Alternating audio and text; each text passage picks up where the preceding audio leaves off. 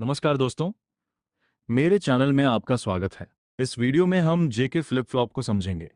सबसे पहले इस सर्किट में इस्तेमाल होने वाले कंपोनेंट्स को देखते हैं। यहाँ हमने एक बैटरी, दो नॉर गेट, दो 3 इनपुट एंड गेट, दो स्विच जो जे और के इनपुट के लिए हैं और एक क्लॉक सिग्नल का उपयोग किया है। अब सबसे पहले समझते हैं कि फ्लिप फ्लॉप क्या होता है। फ्लिप फ्लॉप एक मेमोरी एलिमेंट होता है जो एक बिट की जानकारी को स्टोर करता है। लैच के मुकाबले फ्लिप फ्लॉप क्लॉक सिग्नल पर काम करता है। इसका मतलब है कि आउटपुट तभी चेंज होता है जब क्लॉक एक्टिव होता है। इसी वजह से फ्लिप फ्लॉप का उपयोग सीक्वेंशियल सर्किट्स, काउंटर्स और रजिस्टर्स में किया जाता है।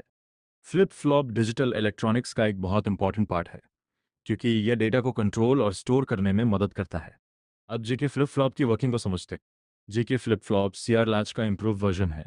शेयर लैच में एक इनवैलिड कंडीशन होती थी जब दोनों इनपुट्स हाई होते थे, लेकिन जेके फ्लिप फ्लॉप में यह समस्या नहीं होती। यहाँ जो इनपुट सेट की तरह काम करता है और के इनपुट रीसेट की तरह काम करता है। क्लॉक सिग्नल डिसाइड करता है कि आउटपुट कब चेंज होगा। अब ट्रूथ टेबल को समझते हैं। मैं वीडियो के बीच में ट्रूथ टेबल भी दिखाऊंगा। जब क्लॉक इक्वल्स एक और जे इक्वल्स शून्य और के इक्वल्स शून्य तब क्यू होल्ड करता है। जब क्लॉक इक्वल्स एक और जे इक्वल्स शून्य और के इक्वल्स एक तब क्यू रीसेट होता है। जब क्लॉक इक्वल्स एक और जे इक्वल्स एक और के इक्वल्स शून्य तब क्यू सेट होता है। जब क्लॉक इक्वल्स एक और जे इक्वल्स एक और के इक्वल्स एक तब क्यू टॉगल करता है। इसे रेस अराउंड कंडीशन कहते हैं। अब हर कंडीशन को थोड़ा डिटेल में समझते हैं। जब जे और के दोनों शून्य होते हैं तो सर्किट कोई नया इनपुट नहीं लेता और आउटपुट अपनी प्रीवियस स्टेट को होल्ड करता है।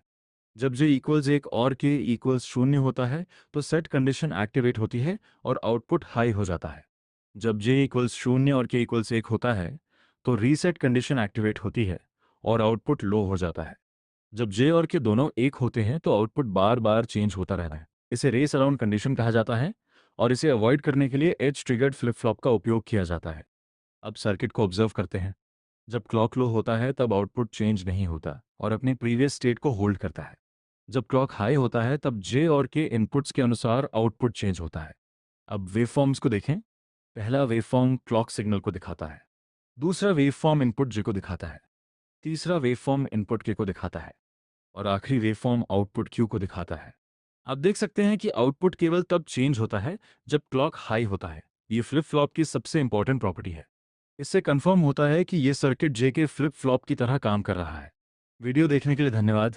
अगर आपको ये वीडियो पसंद आया हो तो लाइक करें, शेयर करें और ऐसे ही इलेक्ट्रॉनिक्स से जुड़े वीडियो के लिए चैनल को सब्सक्राइब करें।